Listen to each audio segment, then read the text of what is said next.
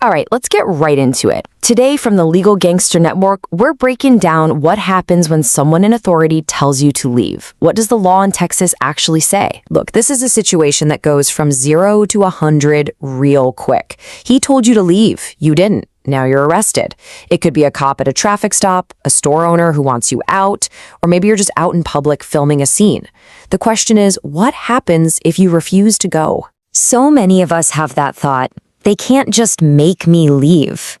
But can they? Was the order they gave you even legal? Were you blocking traffic? Did they actually have the right to tell you to get gone? By the end of this, you're going to know exactly what the law says so you can move smart. We're going to walk through 6 real-life situations. Think of this as your roadmap to understanding your rights and, just as important, your responsibilities. So, let's get into it. Okay, first up, let's talk about orders on the street. An officer is giving you a direct command out in public. This is where things can go left fast, so you got to know the rules of the game. The law here is specific.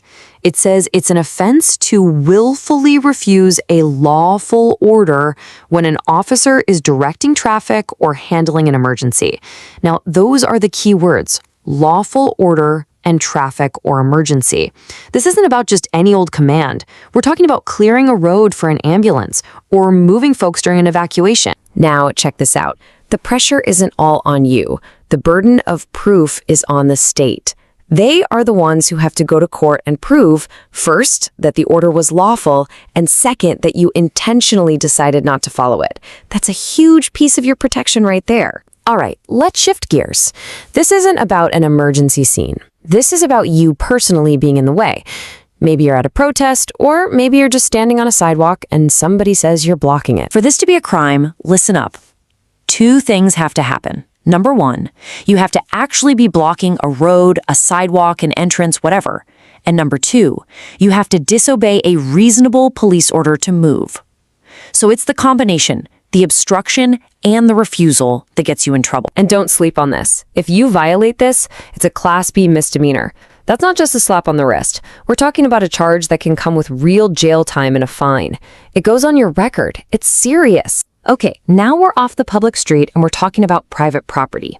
A business, someone's yard. Remember, property owners have rights too. And this is where we get into criminal trespass, which is one of the easiest ways for good people to catch a case. The most important word on this whole slide is notice. The entire crime of trespass hangs on that one word. See, you're not trespassing just by being there. The crime clicks in the moment you get noticed to leave, and then you fail to do it. So for the state to make a case, they got to prove these 3 things in order. 1, you got notice to leave. That could be somebody telling you, or it could be a sign. 2, the notice came from someone with authority, like the owner or security. And 3, after all that, you intentionally stayed. If they can't prove all 3, they don't have a case. Let's take a quick pause before we continue.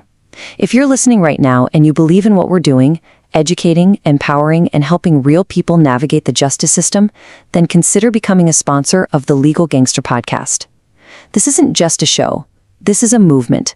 We stand on truth, faith, and real solutions for real people. If you'd like to be a sponsor, contact the Legal Gangster Management Team today at legal-gangsta.com. That's legalgangster.com. Now, let's get back into it. All right, let's get to a big one. We get this question all the time.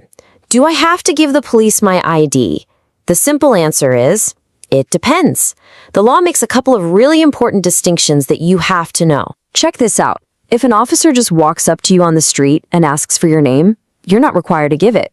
But the moment you are lawfully arrested, you have to identify yourself. If you refuse, that's a Class C misdemeanor. Now look at the second line. If you're just lawfully detained, not even arrested, and you give them a fake ID, a false name, that's even more serious. That's a Class B. Now, here's the biggest exception to that rule. If you are behind the wheel of a car, the game completely changes. When you get a driver's license, you agree to certain rules. And one of those rules is that during a lawful traffic stop, you must show your license when the officer asks for it. It's not optional. So you've been pulled over, the officer ran your information, and now they're back at your window with a ticket. And they hand you a pen. This is where people get nervous. They think signing that piece of paper means they're saying, yep, I'm guilty. Let's just kill this myth right now. Signing that ticket is not, I'm gonna say it again, not an admission of guilt. All you are doing is signing a promise. It's a promise to the court that you will show up or take care of the ticket by the date on it. That is it. Period. So what if you refuse to sign? You think that makes the ticket go away? Nah, it does the opposite. If you refuse to sign that promise to appear, the law gives that officer the authority to arrest you right there on the spot and take you straight to a judge. You're just making a bad situation worse. Okay, last one. This is so important in the world we live in today. Your right to record the police. You have that right, absolutely. But it's not a superpower. It doesn't mean you can do anything you want. You have to know the limits. This right here is the whole balance. Yes, you can record in public, but your right to record doesn't give you the right to interfere.